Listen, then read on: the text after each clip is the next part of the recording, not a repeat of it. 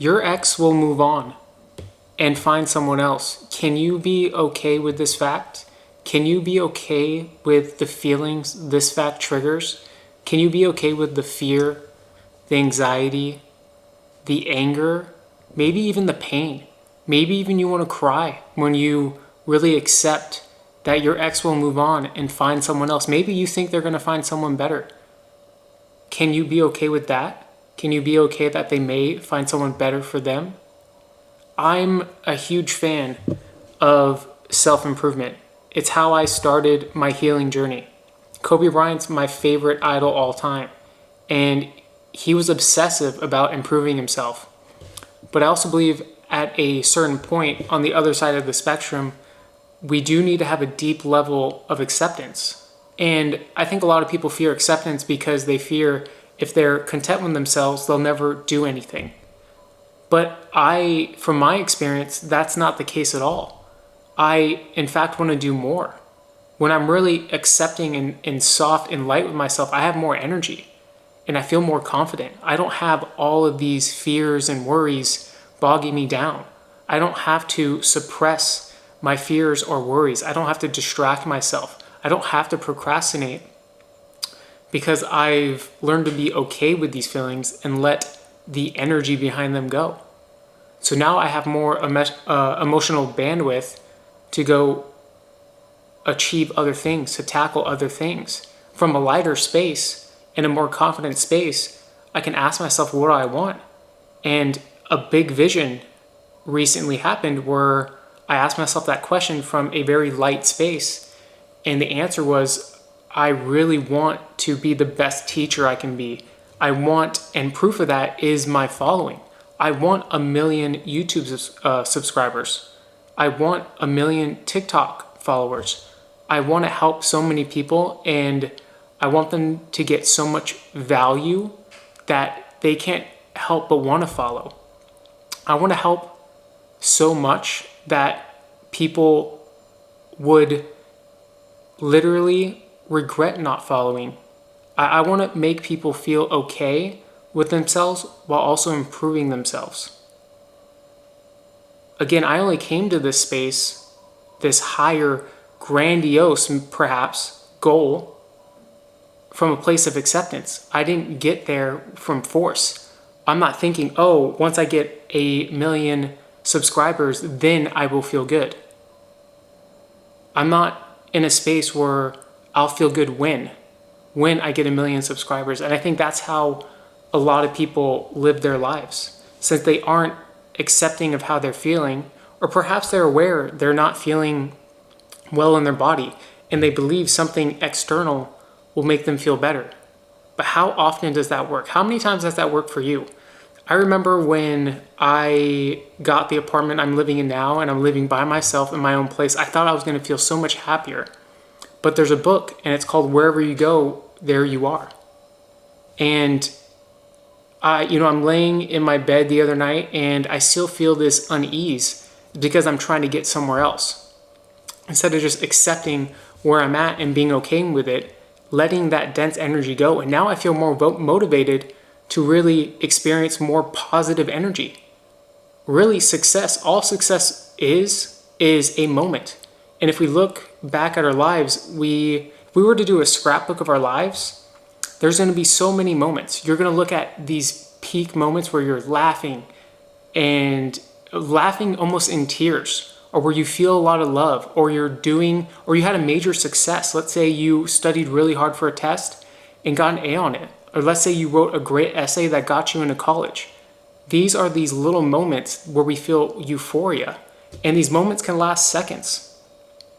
They can last minutes. They can last days, weeks. But that's a moment that we'll never forget and that really impacts us. And I think if we view life as just an opportunity to embrace these moments and to have more of them, we're coming from success at a different space. But if we're coming at success from, I have to do this to feel good, it's never going to work.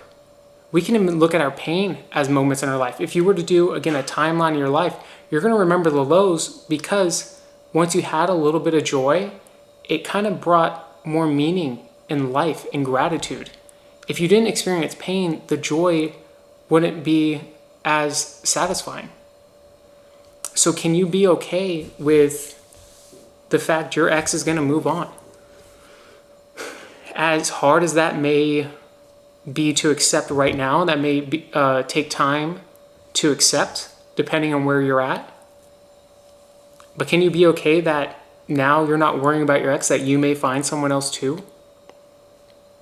Can you be okay with realizing, you're in a lot of pain, thinking about your ex, what they're doing, and by you letting them go, now you can ask yourself, okay, what do I want now?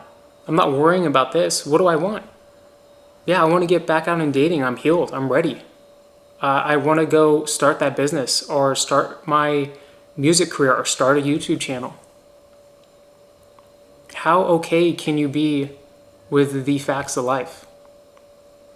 And I truly believe the reason why self-acceptance is so difficult is because, especially in the US, I don't know where you are right now when you're watching this, but I believe in the US, we are ingrained to do. We are what we do. Kobe Bryant was a basketball player. Instead of viewing him as a human being with a lot of positive energy, we defined him as a basketball player. We are often defined by what we do instead of defined by who we are, by our energy, by our presence, by who we are in this moment. If you're feeling anxiety, that's who you are. That's okay. Can you be okay with that? If you're feeling really happy and confident and powerful, can you be okay with that? I think one of the most negative things about spiritual books, because I love them. So don't get me wrong, I love all the spiritual books I read, but they kind of have negative marketing. And what I mean by negative marketing is they want to make you feel like you shouldn't do things to make yourself feel pleasure. It almost comes off as spirituality means anti-pleasure. And actually the Buddha said in his old teachings, his teachings have gotten muddled, but in his old teachings, Buddhism and Eastern philosophy isn't anti-pleasure. It's being okay with whatever happens. And when you're just okay and content, you're not really seeking these super high moments because you just feel okay. When you feel really relaxed, let's say, this is, I think, one of the positives about doing psychedelics or even smoking weed and alcohol. You get to a state where you're just really relaxed and the things that you were worried about, you just don't care. But I think we can ask ourselves, how can we feel that way all the time? How can I get into that surrendered, peaceful, content state right now? How can I feel drunk or high while not being drunk or high? These are the questions I think we have to ask ourselves.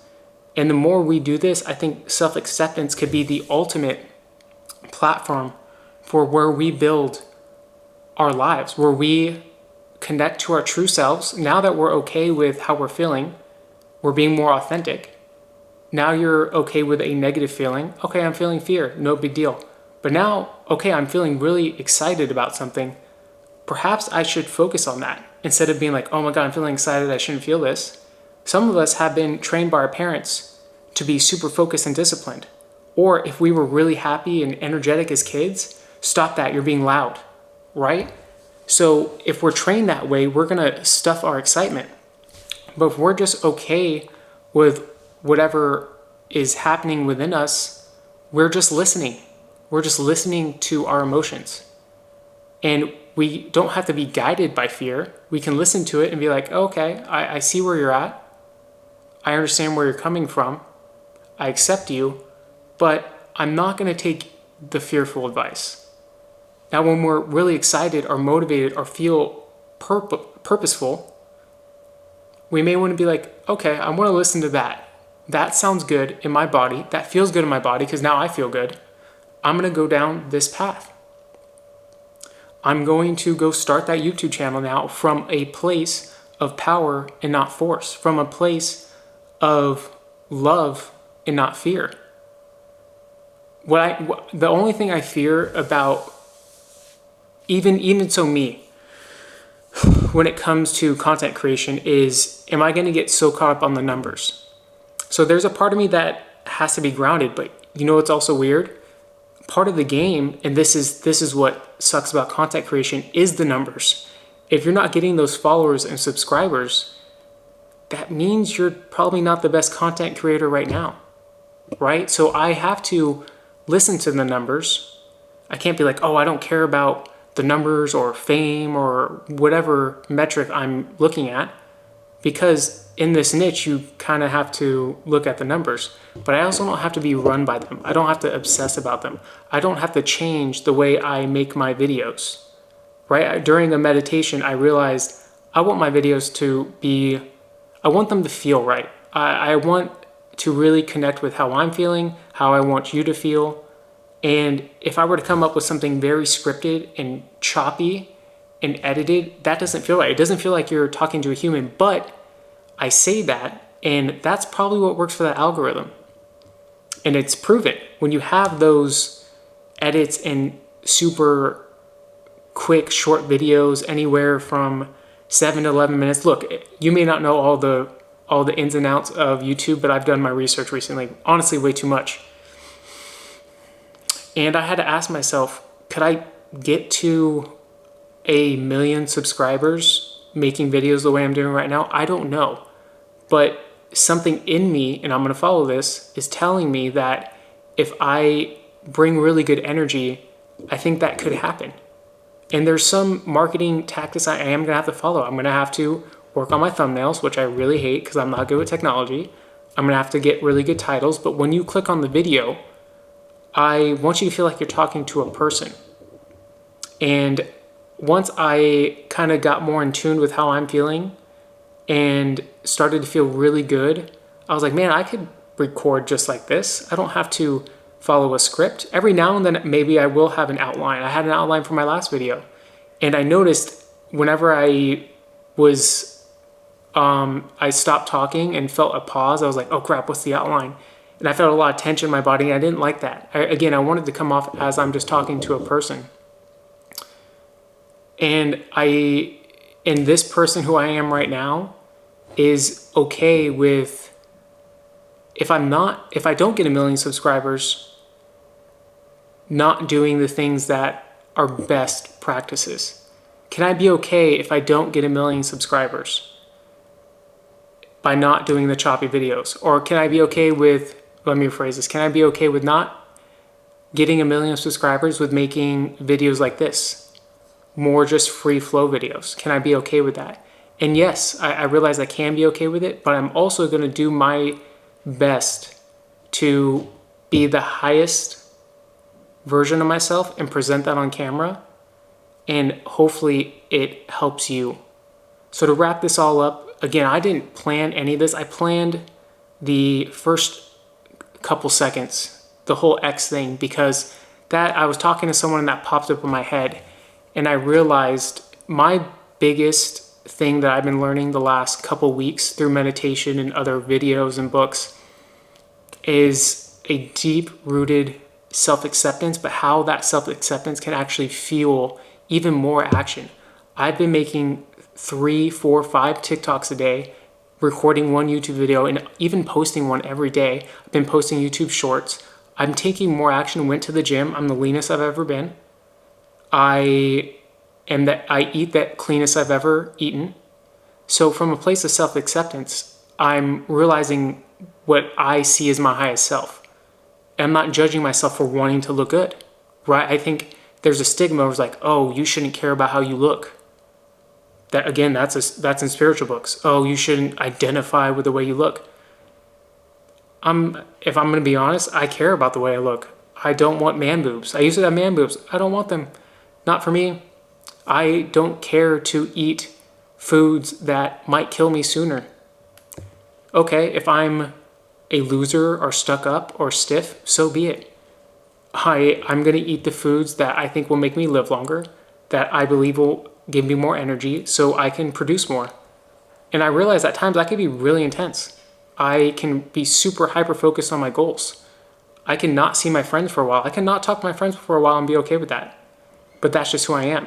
Kobe even talked about how he basically had no friends in the NBA. If it wasn't for his family, he would have been alone. Even though players talked about how friendly he was at times, for the most part, he didn't care about having friends. And he realized the people that were his friends, that he considered his friends or in his group, he didn't really talk to them much, but they were super high performers in other areas of their life. So I think self-acceptance could be the ultimate path to self-improvement. And I hope this video helped. Peace.